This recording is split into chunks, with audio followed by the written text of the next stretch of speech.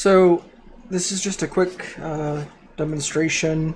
So the main differences between speedrunning with an NES Brick and a Dogbone, the main difference is how you hold the controller. So for Ninja Gaiden, you hold the controller like this, typically. Most people do, I think. And when you wall climb, you tap the button like this. And then you can go straight from that, slide your finger over, and you're right back to attacking and jumping and normal controls. It's really important to do that, to be able to, do that. It's a flat surface, so you have stabilization where you can hold so that when you tap, it's more effective and you're not just floating in air, because this finger has to rotate as you're tapping. In fact, that's the whole point of the tapping. It rotates your finger, your thumb. It rotates back and forth, and it's caused by the tapping. With a Dogbone, it's difficult to slide your finger and cover both buttons. So you have to hold your hand either at like an angle, or you have to angle the controller so that this is, kind of even there. So if you're holding the controller at an angle while you play, one of the issues is, let's say you want to go from this to wall climbing. If you want to do the tap method, you're kind of tapping this way, but then when you want to resume play, you have to angle the controller again and slide your finger over. It's subtle. I mean, it's not a huge deal. Like, it's playable. It's definitely playable, but it is challenging to play like that, because this, two-handed play, this isn't natural for this. With speedrunning, you need to be able to access both buttons basically anytime you want.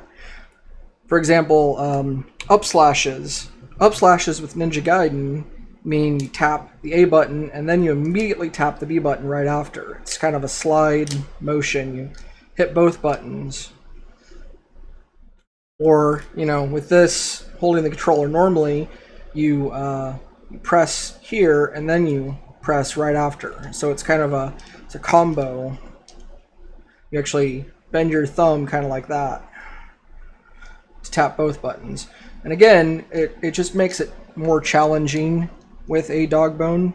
Wall climbs themselves, like I said, it involves the up right motion and then kind of rotating the controller back and forth so that you're hitting the opposite direction and you're going back and forth.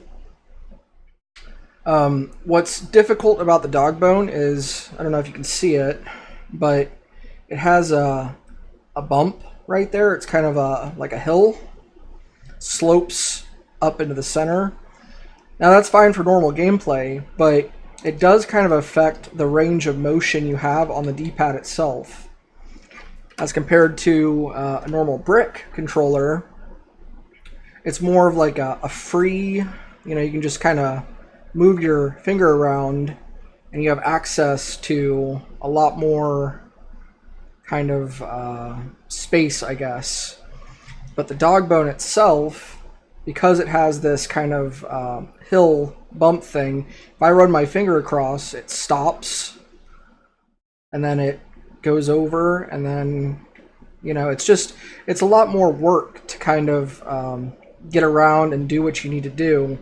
And I find personally that the diagonal, the wall climb, doesn't work as well on a Dogbone, which is the main reason that I don't use the Dogbone.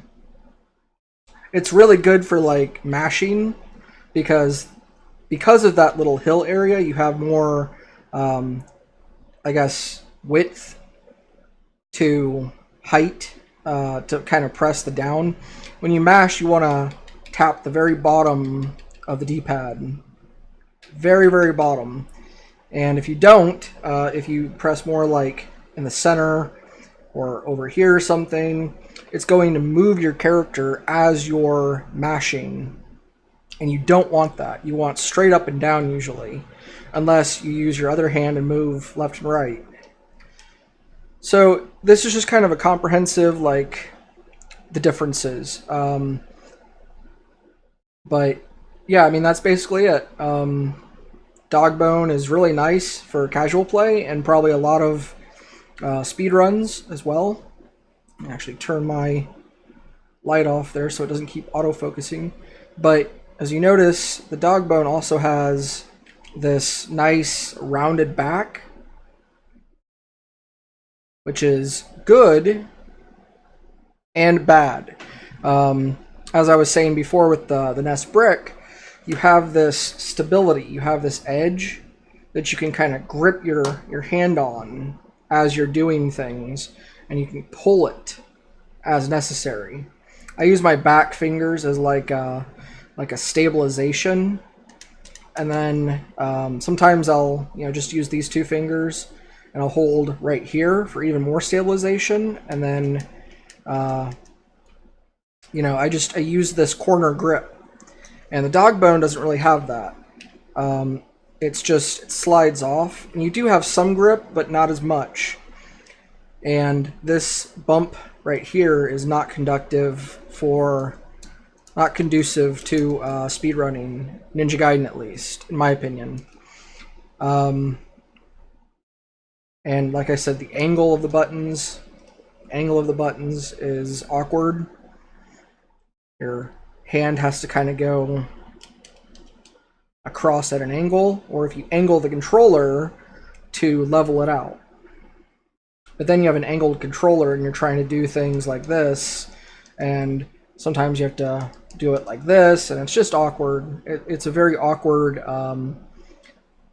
controller to do these things. And this bump on the back not being level makes it good for rocking kind of back and forth, because your hand naturally cradles it and it can sort of rock more back and forth like this, which is good for tapping. But you don't have that edge stabilization that can grip and pull. So you're losing and you're gaining at the same time. Other games might have more challenges with the Dogbone because of that bumped surface there. The front-facing side is flat in the middle, which is very nice, and the start button and the select button are very nicely kind of bumped outward, so it gives you a lot of ease to press this in. The NES Brick actually has this indented section, which, unless you have very good start select buttons, can actually be tricky when trying to press them. Ninja Gaiden, you have to mash the start button if you want to get through the cutscenes, and you want to start mash to manipulate the RNG and all that stuff. So you have to have good start buttons. The Dogbone absolutely wins when talking about the start select buttons, because of the non-indented section. They're a little bit more elevated, which makes them more pressable. Plus they're slightly rounded. Let me try autofocus this. Yeah, so they're... Come on, you can do it. All right, there we go. So they're very rounded, which is nice. I'm in trouble with this autofocus. Probably because my keyboard is back here. But the buttons themselves are also a little bit rounded, which doesn't hurt anything. It's not going to help, but it's not going to hurt anything. The NES Brick has these kind of indentations in the center, so your finger kind of, just kind of sits right in that belly of the button there, and it just feels really nice. It feels snappier. So if you are mashing, you have this vibration thing going on, and you can kind of grip the edge a little bit more.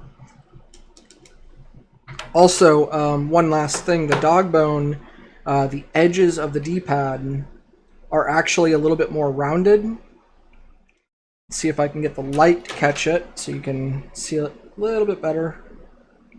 Get this autofocus here. Come on, autofocus. Where are you?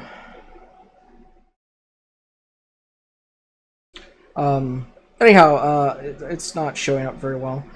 But the edges of the D-pad are a little bit softer, and that's fine. It doesn't hurt the actual like gameplay or run or anything.